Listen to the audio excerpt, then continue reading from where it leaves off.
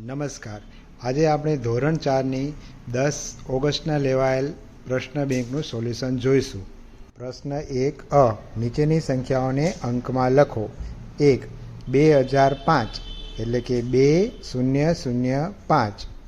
Number 2 2025 એટલે કે 2025.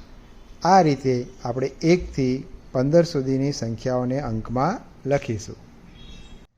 પ્રશ્ન 1 નીચેની સંખ્યાઓને શબ્દમાં લખો. 1 5 4 5 9 એટલે કે 5459. નંબર 2 7 5 7 9 એટલે કે 7579. આ રીતે આમાં પણ આપણે 1 થી 10ના જવાબ લખીશું. પ્રશ્ન 2 લીટી દોરેલ અંકની સ્થાન કિંમત જણાવો. એમાં પહેલો દાખલો 5 4 5 9, જેમાં 4ની નીચે લીટી દોરેલી છે. તો 4નું સ્થાન એકમ દશક 100 છે, તો 4ની સ્થાન કિંમત થશે 400. એવી જ રીતે બીજો દાખલો 7 5 7 9, જેમાં લીટી દોરેલ અંક 7 છે, તો 7નું સ્થાન એકમ દશકમાં છે, એટલે કે 7 દશક એટલે કે 70.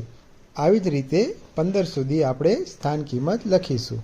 પ્રશ્ન 2 નીચે આપેલ તમામ શરત સંતોષાય તેવી 4 અંકની સંખ્યા લખો. જેમાં 6ની સ્થાન કિંમત 6000 અને 2ની સ્થાન કિંમત 2 હોય તેવી સંખ્યા લખવાની છે. તો અહીં 6ની સ્થાન કિંમત 6000 છે, તો 1000ની સ્થાને 6 લખીશું. 2ની સ્થાન કિંમત 2 છે, તો એકમના સ્થાને 2 લખીશું. તો દશક અને 100 એટલે કે વચ્ચેના 2 ખાના ખાલી રહેશે, જેની અંદર આપણે 0 થી 9 સુધીની કોઈ પણ અંક લખી શકશું. અહીં મેં બંનેમાં 0 0 લખ્યા છે. તો આવી જ રીતે આપણે 4 અંકની સંખ્યા 1 થી 10 સુધીમાં લખીશું. પ્રશ્ન 3 માગ્યા મુજબ જવાબ આપો.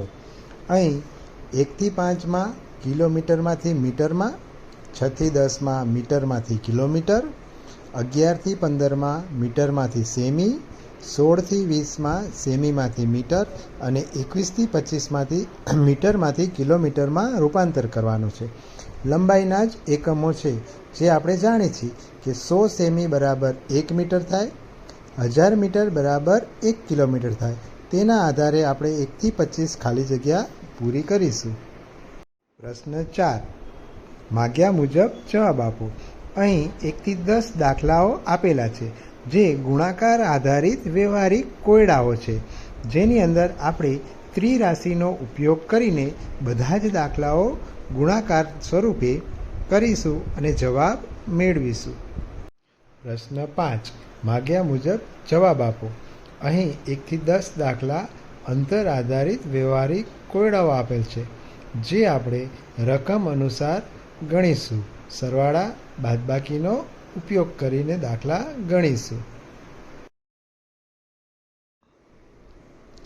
આભાર દોસ્તો, ફરીથી મળીશું.